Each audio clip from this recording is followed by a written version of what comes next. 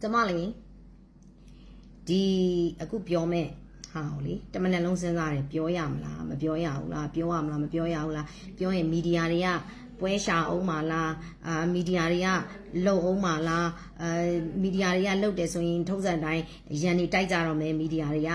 ကမီဒီယာတွေကရန်နေတိုက်ပြီးသွားလို့ရှိလို့ရှိရင်လူတွေကလည်းဆဲကြတော့မယ်သိလားဆိုတော့လေအကုသိုလ်ပေါ်တွေအကုသိုလ်တွေစင့်နေမလားဆိုပြီးကျွန်မစဉ်းစားတယ်တမန်လုံးစဉ်းစားတယ်နောက်ဆုံးတော့ကျွန်မဆုံးဖြတ်လိုက်တယ်ကျွန်မပြောမယ်လို့ဆုံးဖြတ်လိုက်တယ်နော်ပြောမယ်လို့ဆုံးဖြတ်လိုက်တော့ဘာလဲဆိုတော့မနေ့တုန်းကဗီဒီယိုဖိုင်လေးတစ်ခုတွေ့တယ်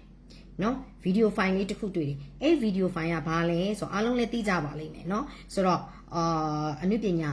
လောကကစုံတွဲလေးတတွဲရဲ့ဟာတာဘလော့ရိုက်ထားတာပေါ့လေသူတို့ကတော့ဟာတာအနေနဲ့ရိုက်ထားတဲ့ဘလော့လေးကိုနော်ဒါလေးကိုဆိုတော့ဒါလေးကဘာနဲ့သက်ဆိုင်နေလဲဆိုတော့ဘာသာရေးနဲ့သက်ဆိုင်နေတယ်ကိုယ်ွယ်ယုံကြည်မှုတွေနဲ့သက်ဆိုင်နေတယ်ကျမအနေနဲ့ကျမရဲ့တူးတဲ့တတိပုဂ္ဂလအနေနဲ့ကျမဒါကိုဟာတာလို့ဘလို့မှမှတ်လို့မရအောင်သူတို့ကဘာကိုရည်ရွယ်ပြီးတော့မှရိုက်တာလဲသူတို့ပြောချင်တာဘာကိုပြောချင်တာလဲဘာကိုပြချင်တာလဲဘုန်းကြီးเจ้าကိုသွားတယ်ယောက်ျားကြီးဘုန်းကြီးเจ้าကိုသွားပြီးတော့မှအလှလေးလှူရအောင်နော်ဆိုပြီးတော့မှသွားပြီးတော့မှဘုန်းကြီးเจ้าမှာပပြဲနှစ်ပြဲစားတဲ့ပုံမျိုးရိုက်ပြတယ်ဘုန်းကြီးပေးသည်ဖြစ်စေမပေးသည်ဖြစ်စေပစ္စည်းတွေကိုတည်လာတယ်ယူလာတယ်ကားပေါ်ကိုတင်တယ်ပျော်ပျော်ကြီးပြန်သွားကြတယ်ကားပေါ်နာနေကုသိုလ်ရတာပေါ့ကုသိုလ်ရတာပေါ့ဆိုတော့ဘုန်းကြီးကိုကုသိုလ်ရတယ်လို့ပြောတာလားသူတို့ကုသိုလ်ရတယ်လို့ပြောတာလားဆိုတော့ဘာရည်ရွယ်ချက်မှမပါဘဲနဲ့ဘာသာရေးနဲ့ပတ်သက်တဲ့နယ်မြေဘာသာရေးနဲ့ပတ်သက်တဲ့နေရာမှာဟာတာလိုမျိုးပဲရိုက်တီဖြစ်စေအောင်တော့ကျမကတော့လုံးဝလက်မခံနိုင်ဘူးဒီညီမလေးတွေမောင်လေးတွေနဲ့ကျမနဲ့တိလည်းမတိဘူးကျမတို့ညိုးသူရံပတ်လည်းမဟုတ်ဘူးဒါပေမဲ့ကျမဒီနေရာကနေမေတ္တာရက်ခံပြီးတော့မှပြောတာညီမလေးတို့မောင်လေးတို့ဒီဘလော့ရိုက်တာဒီဘာရည်ရွယ်ချက်နဲ့ရိုက်တာလဲဟာတာဖြစ်အောင်တတ်နဲ့ဆိုဟာတာအတွက် title တွေ story တွေဒီလောက်ပဲရှားသလားပေါ့နော်ဘုန်းကြီးเจ้าကနေဒီမှာကြည့်ယူနေတာတွေကိုကြည့်လိုက်ဘုန်းကြီးเจ้าကနေအဲ့လိုပုံစံမျိုးရိုက်ပြတယ်ဆိုတော့ကျမတို့မြန်မာလူမျိုးဗုဒ္ဓဘာသာတွေဟာတရားတရားနဲ့ရှင်တဲ့ဘာသာရေးဖြစ်တယ်เนาะလူမယ်တန်းမယ်ကျမတို့တွေကနောက်တစ်ခါပေါ့ဒီဘုန်းကြီးเจ้าကိုသွားတဲ့ဘလော့မျိုးရိုက်တယ်ဆိုရင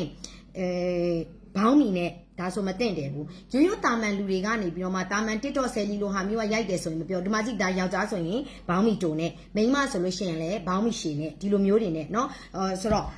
ဟာတာပဲရိုက်ဘလို့ဘာဖြစ်စလို့ပဲရိုက်တီဖြစ်စေပေါ့ပေါ့ပါပါပဲရိုက်တီဖြစ်စေဘာသာရေးနယ်မြေမှာတော့ဒီလိုမျိုးမရိုက်သင့်ဘူး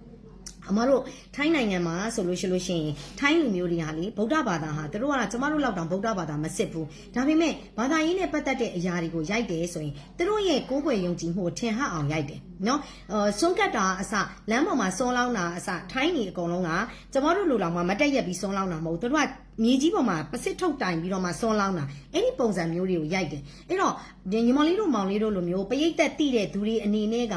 ပရိသတ်ကိုချပြတဲ့အရာတိုင်းဟာအငင်းပွားပွဲရမရှိအောင် toxic မဖြစ်အောင်ဒါမျိုးလေးကိုသတိထားဖို့လိုအပ်တယ်နောက်တစ်ခုပေါ့တာမန်ဆိုရင်တော့ဘာမှမဖြစ်ဘူးဒါဟာဘာသာရေးနဲ့သက်ဆိုင်နေတဲ့ကိစ္စဖြစ်တဲ့အတွက်ကြောင့်မလို့ကိုယ်ွယ်ယုံကြည်သူတွေရဲ့အဖို့ရင်ထဲမှာစိတ်မချမ်းမြေ့စရာလေးဖြစ်စေတယ်နော်ပြီးရင်တော့ဟာကျမတို့ကအပျော်အနေနဲ့ရိုက်လိုက်တာပါဆိုဘာသာရေးနဲ့ပတ်သက်တဲ့နေရာတွေဟာအပျော်အနေနဲ့ရိုက်เสียအကြောင်းမရှိဘူးဘုန်းကြီးเจ้าကနေပစ္စည်းတွေကိုတည်သွားတယ်ယူသွားတယ်ဆိုတဲ့အရာဟာလေနော်ယူသွားတယ်ဆိုတဲ့အရာဟာအဲ့လိုလူတွေရှိတယ်လို့ဒီလိုပဲပြောပေမဲ့လေဒါဟာ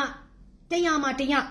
းနော်ကျမတို့တွေကဘုန်းကြီးเจ้าကိုသွားကြတယ်ဆိုတာဟာလှူခြင်းနဲ့တန်းခြင်းနဲ့စိတ်နဲ့သွားကြတာနော်ဒီသာသနာကိုထောက်ပံ့ခြင်းနဲ့စိတ်နဲ့သွားကြတာဒီသာသနာစီကနေပြီးတော့ဒီလိုပပြင်းနဲ့စားတောက်ပပြင်းနဲ့ယူလာတဲ့ဟာဗုဒ္ဓဘာသာဝင်တယောက်အနေနဲ့တော့အင်မတန်မြင်ရတာစိတ်မချမ်းမြေ့စရာကောင်းတယ်ညီမလေးတို့လိုမျိုးလူသိရှင်ကြတဲ့ social influencer တွေရုပ်ရှင်မင်းသားမင်းသမီးတွေဆိုတဲ့အနေနဲ့ဟာကိုယ့်ရဲ့ဘာသာသာသနာကိုလူတွေကြည်ညိုအောင်ကိုယ့်ရဲ့ဘာသာသာသနာရဲ့ပုံရိပ်တွေကိုချစ်စပွဲဖြစ်အောင်ကိုယ့်ရဲ့ရိုးရာယဉ်ကျေးမှုတွေကိုယ်ွယ်ယုံကြည်ရာတွေကိုအခြားဘာသာဝင်တွေကလေးစားအောင်ဒီလိုပုံမျိုးတွေကိုတော့ရိုက်ပြတဲ့တယ်ဟာတာအနေနဲ့ဒီလောက် story တွေအရန်ရှားသလားလို့ပဲအမကမေးချင်တယ်ဆိုတော့လေညီမလေးတို့မောင်လေးတို့ဒါမီဒီယာတွေအနေနဲ့လည်းပွဲမရှာနဲ့ခေါင်းစဉ်တက်ပြီးတော့မှလေဒါကျမလေမပြောဘူးပြောမယ်နဲ့ကျမအင်မတန်စဉ်းစားပြီးတော့မှကျမပြောတာเนาะဒါလေးကတော့ပြောဖို့လိုအပ်တယ်ဒီခေတ်ကအလိုလိုရင်းနေရင်မှဘာသာသာသနာအပေါ်မှာစော်ကားတာဘာသာသာသနာအပေါ်မှာတိုက်ခိုက်တာဘာသာသာသနာအပေါ်မှာမထီမဲ့မြင်ပြုတာတွေကိုများရတဲ့ကြားတဲ့ညီမလေးတို့မောင်လေးတို့လိုမျိုးနာမည်ရှိပြီးသားသူတွေကဒီလိုမျိုးဘာသာရေးနဲ့ပတ်သက်တဲ့နေရာမှာဟာတာအနေနဲ့ရိုက်တယ်ဆိုတာကလေအင်မတန်ကိုရုပ်ပြက်စင်ပြတ်နိုင်ပါတယ်လို့အမကဒီနေရာကနေပြောချင်တယ်နော် ဆိုတော့အမလိုမျိုးပဲလူအများခံစားရလိမ့်မယ်လို့အမဒီလိုလေးမျှော်လင့်တယ်เนาะဒီလိုလေးတွေးမိတယ်เนาะ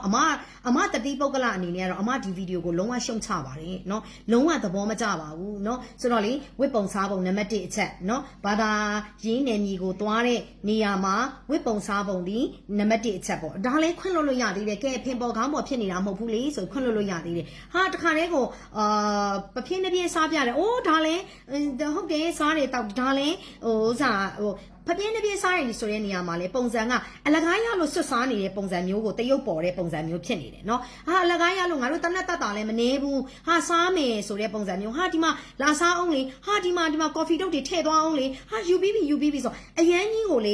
ေရုပ်ပြက်စင်ပြန်နိုင်တဲ့အပြုတ်အမူတွေဖြစ်တယ်ဒီလိုလူတွေရှိပါပဲလို့လူတချို့သောသူတွေရဲ့သုံးသက်ချက်တွေကရှိပေမဲ့လေအမားတို့ဗုဒ္ဓဘာသာဝင်တိုင်းကအဲ့လိုတွေမဟုတ်ပါဘူးနော်လူနည်းစုရဲ့သားပါအဲ့တော့ရှိခဲ့တယ်ဆိုရင်တောင်မှပဲကိုယ့်ရဲ့ဘာသာရေးနဲ့သက်ဆိုင်တဲ့အကြောင်းအရာတွေကိုချပြတယ်ဆိုတဲ့နေရာမှာကောင်းတဲ့အရာတွေကိုပို့ပြီးမချပြသင့်ဘူးလားဒီလိုဆိုးတဲ့အရာတွေကိုချပြသင့်လားအဲ့တော့အစ္စလမ်ဘာသာဝင်တွေခရစ်ယာန်ဘာသာဝင်တွေကသူတို့ရဲ့ဘာသာရေးနဲ့ပတ်သက်တဲ့အကြောင်းအရာတွေမှာအဲ့လိုမျိုးလှောင်စရာပြောင်စရာဟာတာဖြစ်စရာအနေနဲ့ချပြတာမြင်ဘူးလာ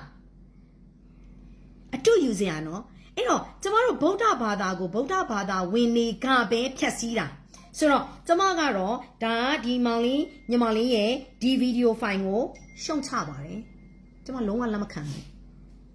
ကျမလုံးဝမကြိုက်ဘူး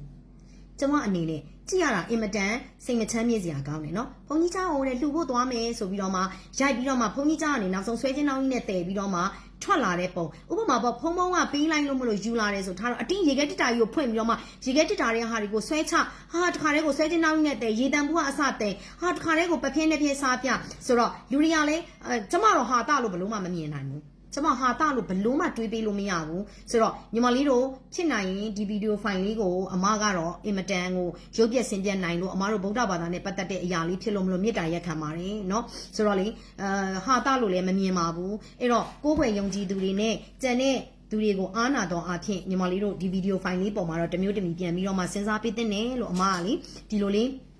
ညီမလေးတို့နဲ့အမနဲ့လည်းညို့တရံပတ်လည်းမဟုတ်ဘူးအမညီမလေးတို့လည်းတေးသေးချာချာလည်းမသိပါဘူးเนาะဒါပေမဲ့လည်းဒီပုံစံလေးမြင်လာတာဖြစ်တဲ့အတွက်ကြောင့်အမတွေကမိတ်ဆွေတွေလည်းအများကြီးတော်တော်များများ share ပြီးတော့မှညီမလေးတို့ကိုဒါ caption ပေါင်းစုံနဲ့ share ပြီးတော့မှရှုံချထားတာတွေအများကြီးရှိပါတယ်ဒါလေးကိုသတိပြုပြီးတော့မှညီမလေးတို့ဘာသာရေးနဲ့ပတ်သက်တဲ့အကြောင်းအရာလေးဖြစ်နေတယ်နေပယ်လေးဖြစ်နေတယ်အဲ့တော့ဟာသားရိုက်စရာ caption လေးမဟုတ်ဘူးဖြစ်နေတယ်เนาะဟာသားရိုက်စရာ caption လေးမဟုတ်ဘူးဖြစ်နေတာဖြစ်တဲ့အတွက်ကြောင့်မလို့အမတို့ကတော့ကြည့်ရမြင်ရတာအင်မတန်ကိုစိတ်မချမ်းမြေ့ဘူးအင်မတန်ကိုစိတ်မကောင်းစရာဖြစ်တယ်เนาะဆိုတော့အမားတို့တွေကလေကိုယ့်ရဲ့ဘာသာသာသနာနဲ့ပတ်သက်တဲ့အကြောင်းအရာတွေကိုပို့ပြီးတော့မှမြင့်တင်ရမှာเนาะအများကမြင်တဲ့ပုံရိပ်ညီမလေးတို့လို image ရှိပြီးသားသူတွေဆိုပို့ပြီးတော့မှသတိထားရမှာเนาะဆိုတော့လေကိုကလေကိုယ့်ရဲ့နောက်မျိုးဆက်တွေကိုကြည့်တဲ့အချိန်ကြလို့ရှိရင်အတူယူစရာကောင်းအောင်ကိုယ်ွယ်ယုံကြည်မှုတွေမှာလေးနက်မှုတွေဖြစ်အောင်เนาะဟာတခါတည်းကိုလေကိုယ့်ရဲ့ဘာသာနဲ့ပတ်သက်တဲ့အရာလေးတွေကိုတန်ဖိုးထားစရာလေးတွေနဲ့သူများကမြင်လိုက်လို့ရှိရင်အားကျအောင်ဟာသူများကလေးစားအောင်ကိုယ့်ရဲ့ဘာသာအပေါ်မှာကိုယ့်ရဲ့ဘာသာဝင်တွေအပေါ်မှာဟာဗုဒ္ဓဘာသာဝင်တွေကဒီလိုလားရှိကောင်းရှိပါလိမ့်မယ်ဒါကတော့နေရာတိုင်းနယ်ပယ်တိုင်းမှာရှိကောင်းရှိပါလိမ့်မယ်เนาะဆိုတော့ဒါပေမဲ့ရှိကောင်းရှိတဲ့တူတိုင်းတယောက်တိုင်းဟာညီမလေးတို့လိုဒီလိုမျိုးရိုက်ပြတဲ့သူတွေကြောင့်မလို့အဲ့ဒီ image ကြီးကအကြီးကြီးဖြစ်သွားစေတယ်နော်တရားမှာတယောက်မရှိပါဘူးဒီလိုလူမျိုးကအဲ့တရားမှာတယောက်မရှိတဲ့ဟာညီမလေးတို့လိုနာမည်ကြီးတဲ့သူတွေကဒီလိုကြီးရိုက်ပြလိုက်တာဖြစ်တဲ့အတွက်ကြောင့်မလို့ကျမတို့တွေကကောင်းတာနဲ့မကောင်းတာဆိုမကောင်းတာဟာကြော်စောတဲ့သဘောမှာရှိတယ်အဲ့တော့အခြားဘာသာဝင်တွေရဲ့အနေမှာနောက်တစ်ခါနောက်မျိုးဆက်ရဲ့အနေမှာဒါဟာဒီလိုမျိုးကြီးimage မျိုးကြီးဖြစ်သွားစေတယ်เนาะအဲ့တော့အမတို့ရဲ့ next generation တွေကိုလည်းဘာသာသာသနာနဲ့ပတ်သက်ပြီးတော့မှတန်ဖိုးထားတတ်အောင်လေးစားတတ်အောင်เนาะဒီလိုအပြုတ်မှုကောင်းလေးတွေကိုလက်ဆင့်ကမ်းပြီးတော့မှသင်ခန်းစာပေးရမယ့်အစားညီမလေးတို့ကဒီလိုမျိုးရေခဲတစ်တာကြီးကိုဖွင့်ဘုန်းကြီးကျောင်းရေခဲတစ်တာကြီးကိုဖွင့်အကုန်လုံးတည်ချပြီးတော့မှအကုန်လုံးတည်လာတဲ့ပုံစံမျိုးကြီးတွေကိုဟာသဆန်ဆန်ကြီးရိုက်တာကတော့ဘလို့မှလက်သင့်ခံနိုင်စရာအကြောင်းမရှိဘူးလို့အမကဒီနေရာလေးကနေပြောချင်တယ်เนาะဆိုတော့အဲ့ဒါလေးပါဒီနေ့ကတော့မနေ့မိုးလင်းလင်းချင်းစိတ်မချမ်းမြေ့စရာပေါ့လေเนาะမြင်ရတွေ့ရတာလေဆိုတော့သတိထားဖို့လိုတယ်ကျမမိတ်ဆွေတယောက်မော်လမြိုင်ကမမတယောက်ဆိုရင်လေဘုန်းကြီးကျောင်းကိုလေလစဉ်လှူတဲ့အလှူက300ကျော်တယ် သူ့ကိုကြည့်လိုက်ရင်စုပ်ပြတ်တန်းညာပဲကောင်းကောင်းမွန်မွန်လဲ तू မနေဘူးเนาะအိမ်ကြီးအိမ်ကောင်းနဲ့လဲ तू မနေဘူးခေါင်းပေါင်းကြီးနဲ့ပေါင်းပြီးတော့မှ तू ဘာပြောလဲဆိုတော့ခေါင်းပေါင်းကြီးနဲ့တဲ့ဘုန်းကြီးเจ้าကိုသွားတယ်ဆိုတာကတဲ့တန်ဃာတွေအနေမခတ်အောင်တဲ့ तू ကလှလှပပကြော့ကြော့မော့မော့နဲ့ဆိုတန်ဃာတွေကသူ့စီမှာတောင်းဆိုစရာရှိတာတွေသူ့စီကနေအလူခံစရာရှိတာတွေဆိုတော့မှဆိုလို့တဲ့ तू ကသူ့ကိုတားအမိလို့ပြောရဲဆိုရဲအောင်လို့မလို့အဲ့လိုပဲခေါင်းပေါင်းကြီးနဲ့အဲ့လိုကြီးလောက်ပြီးတော့မှလှူတာတိတ်လေးစားစရာကောင်းတယ်အဲ့လိုလူမျိုးတွေအများကြီးရှိ